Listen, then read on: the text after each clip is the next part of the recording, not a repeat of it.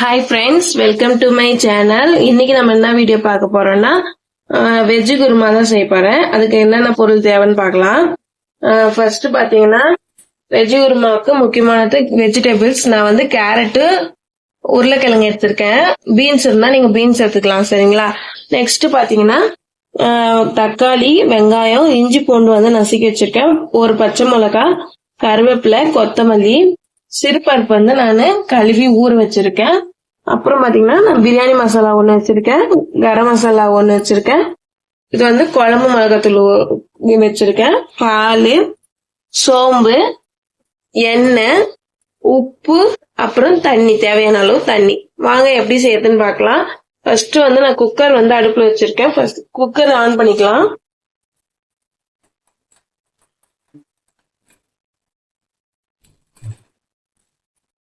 வந்து cooker on பண்ணியாச்சு.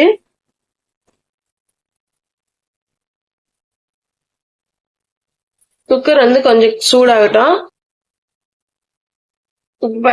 இப்ப பாத்தீங்கன்னா குக்கர் வந்து நல்லா சூடாயிடுச்சு. இப்போ எண்ணெய் ஊத்திக்கலாம். எண்ணெய் ஊத்தியாச்சு. எண்ணெய் கொஞ்சம் காயிட்டோம். எண்ணெய் வந்து காஞ்சிச்சு. நான் வந்து கொஞ்சோண்டு கடுகு போட்டுக்கிறேன். கடுகு பொரியும் போதே சோம்பு கொஞ்சம் போட்டுக்கலாம். நீங்க வந்து பட்டை லவங்கம் வந்து தனியா வச்சிருந்தீங்கன்னா அந்த பட்டை லவங்கம் போட்டீங்கன்னா நல்லா இருக்கும். என்கிட்ட வந்து பிரியாணி பட்டை லவங்கம் எல்லாம் வந்து இப்ப என்கிட்ட இல்ல, அதனால நான் வந்து கரம் மசாலா எடுத்துக்கிறேன். இப்ப வந்து கடுகு, சோம்பு வந்து நல்லா பொரிஞ்சதுக்கு அப்புறமா வெங்காயம் போட்டுக்கலாம். வெங்காயம் மட்டும் இருக்குதான் ஆட் பண்ணிக்கிறேன்.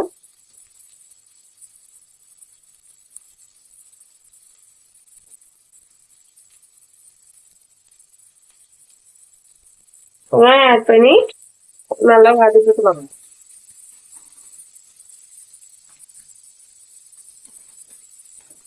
லாஸ்ட் குக்கிங் வீடியோ பார்த்திருந்தோம்னா நான் உங்களுக்கு தெரிஞ்சுக்கோம். நான் சொல்லியிருப்பேன் வெங்காயம் தக்காளி வந்து எந்த சமையல் வதங்கினாலும் கொஞ்சம் உப்பு சேர்த்து சீக்கிரம் வதங்கிடும். அதனால நான் வந்து உப்பு கொஞ்சம் ஆட் பண்ணிக்கிறேன். உப்பு போட்டீங்கன்னா சீக்கிரமா இது வந்து வதங்கிடும்.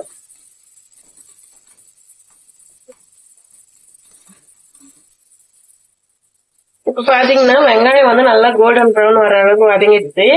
நெக்ஸ்ட் நம்ம தக்காளி ஆட் பண்ணிக்கலாம். தக்காளி, பச்சை மிளகாய் ரெண்டுமே நான் வந்து இந்த ஸ்டேஜில் போட்டுறேன்.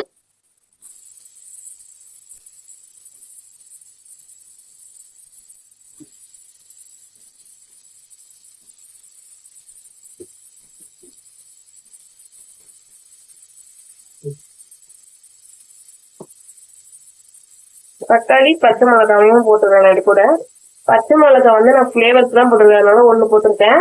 நீங்க வந்து மிளகாய் அதிகமா போட்டீங்கன்னா மிளகாத்தூள் போட வேணாம். நான் வந்து மிளகாத்தூள் போடணுன்றதுக்காக ஒரே ஒரு பச்சை மிளகாய் மட்டும் போட்டுருக்கேன். நல்லா வதக்கிடுவேன்.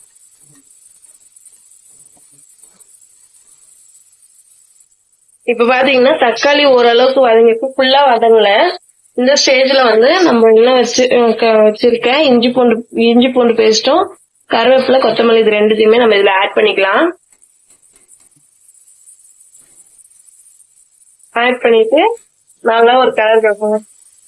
தக்காளி வந்து நான் விசில் தான் போட போறேன், அதனால வந்து அவ்வளவு வதங்கல, லைட்டா தான் வதங்கிருக்கும். அதுக்குள்ள நான் கருவேப்பிலை, கொத்தமல்லி, இஞ்சி பூண்டு போடனே செம்மையான ஃபிளேவர் வருது, சூப்பரான ஃபிளேவர் வருது. இந்த மாதிரி லைட்டா வதக்கிக்கணும். வதங்கினதுக்கு அப்புறமா இப்பதான் மெயின் இன்கிரீடியன்ஸ் எல்லாம் போட போறோம்.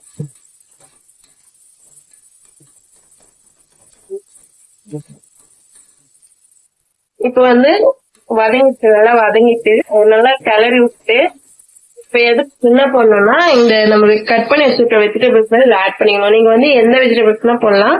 ஆனா மெயினா வந்து குருமால என்ன போடுவாங்க, கேரட், உருளைக்கிழங்கு, பீன்ஸ் போடுவாங்க. எங்கிட்ட பீன்ஸ் கிடைக்காததுனால கேரட், உருளைக்கிழங்கு மட்டும் போட்டு செய்யறேன்.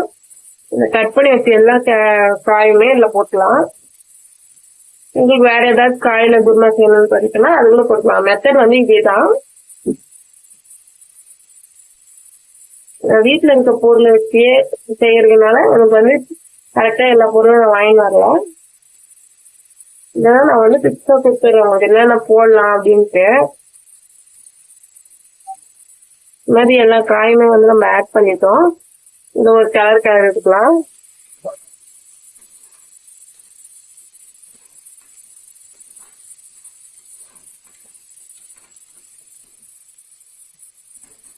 கிளறி விட்டோமா?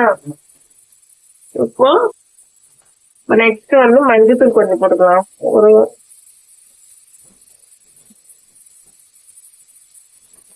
ஒரு ஹாஃப் ஸ்பூன் வந்து மஞ்சத்தூள் போட்டுக்கலாம்.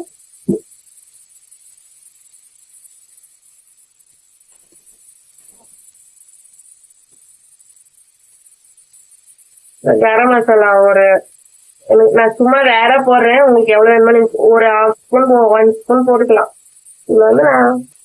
இதுல வந்து ஒரு ஹாஃப் ஸ்பூன் வந்து நான் கரம் மசாலா சேர்த்திருக்கேன். நீங்க வந்து சிக்கன் மசாலா கூட இதுல சேர்த்துக்கலாம். என்கிட்ட வந்து கரம் மசாலா இருந்துச்சு, அதனால கொஞ்சம் ஒரு ஹாஃப் ஸ்பூன் வந்து பிரியாணி மசாலா சேர்த்துக்கலாம் ஒரு ஃபிளேவருக்காக. வேணும்னா நீங்க அவாய்ட் பண்ணிடலாம். ஆல்ரெடி நம்ம ஒரு பச்சை மிளகாய் போட்டுட்டோம், அதனால நான் வந்து ஒரு ஹாஃப் ஸ்பூன் வந்து குழம்பு மிளகாத்தூளும் போட்டுக்கிறேன்.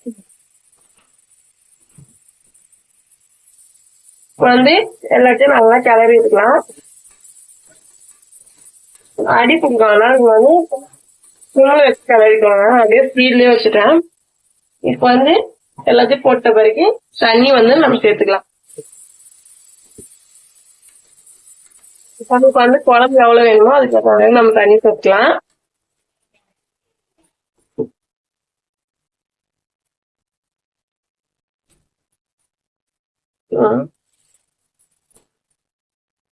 தண்ணி வந்து நான் தேவையான அளவுக்கு வச்சுக்கணும். உங்களுக்கு எவ்வளவு குழம்பு வேணுமோ அந்த அளவுக்கு வச்சுக்கலாம். கிரேவியும் வேணுமா குழம்பு வேணுமோ அதுக்கு ஏற்ற மாதிரி. அடுத்து உப்பு போட்டுக்கலாம். உப்பு வந்து நமக்கு தேவையான அளவு போட்டு கொஞ்சம் ஸ்பீட்ல வச்சு ஒரு கொதி வந்த உடனே நம்ம வந்து சிறுபருப்பு சேர்த்துக்கலாம். இப்ப பாத்தீங்கன்னா நல்லா கொதி வருது. இந்த ஸ்டேஜ்ல வந்து நான் வந்து பருப்பு வந்து கழுவி ஊற வச்சிருக்கேன். சிறுபருப்பு அப்படியே தண்ணியோட சேர்த்துக்கலாம். நான் வந்து பருப்பு மட்டும் எடுத்து போடுக்கிறேன்.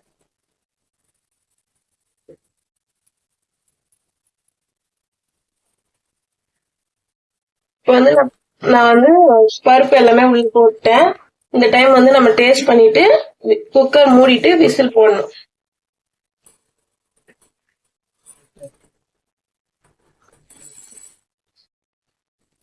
குக்கர் மூடி இந்த மாதிரி விசில் போடணும்.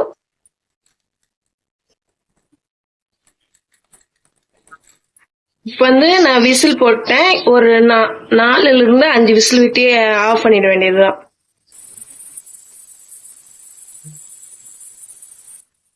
இப்ப வந்து 5 விசில் வந்து நான் வச்சுட்டேன். இப்ப வந்து நம்ம அடுப்பு ஆஃப் பண்ணிக்கலாம். அடுப்பு ஆஃப் பண்ணிட்டு விசில் நின்னதுக்கு அப்புறமா வந்து நம்ம பார்க்கலாம். இப்ப பாத்தீங்கன்னா விசில் ஃபுல்லாவே ரிலீஸ் ஆயிடுச்சு. இப்ப நம்ம ஓபன் பண்ணி பார்க்கலாம். இந்த மாதிரி நல்ல திக் கிரேவியா வந்து நம்மளுக்கு கிடைக்கும். நீங்க வந்து நிறைய தண்ணி வச்சுக்கலாம். வந்து திக்கா சப்பாத்தி செய்யறோம். சப்பாத்திக்கு சாப்பிடறதுக்கு நல்லா இருக்கும். இந்த மாதிரி திக்கா வந்துடும் கிரேவி. இந்த மாதிரி வந்ததுக்கு அப்புறம் தேங்காய் பால் அரைச்சிக்கோங்க. தேங்காய் பால் எடுத்து தேங்காயும் கசகசா போட்டு பால் எடுக்கலாம். என்கிட்ட வந்து இன்னைக்கு தேங்காய் இல்லாதனால நான் வந்து பாக்கெட் பால் இருக்குல்ல அதுதான் நான் வந்து சேர்க்கிறேன். இதுவும் நல்லா இருக்கும். தேங்காய் பால் ஊற்றினா இன்னும் நல்லா இருக்கும். ஊத்திட்டு அது தவறு கிளறி விட்டுறணும். அதுதாங்க கிரேவி வந்து சுவையான வெஜிடபிள் குருமா ரெடி. வீட்டுல செஞ்சு பார்த்துட்டு எப்படி இருந்துச்சுன்னு கமெண்ட் பாக்ஸ்ல கமெண்ட் பண்ணுங்க. Thank you friends. பால் ஊத்திட்டு கொஞ்ச நேரம் வந்து சூடு பண்ணிட்டு இந்த மாதிரி லைட்டா கொதி வரும்போது ஆஃப் பண்ணிட்டீங்கன்னா சுவையான vegetable kurma ready. Thank you friends. வீட்டுல செஞ்சு பார்த்துட்டு எப்படி இருந்துச்சுன்னு கமெண்ட் பாக்ஸ்ல கமெண்ட் பண்ணுங்க. இந்த வீடியோ பிடிச்சிருந்தா லைக் பண்ணுங்க, சப்ஸ்கிரைப் பண்ணுங்க. Thank you friends.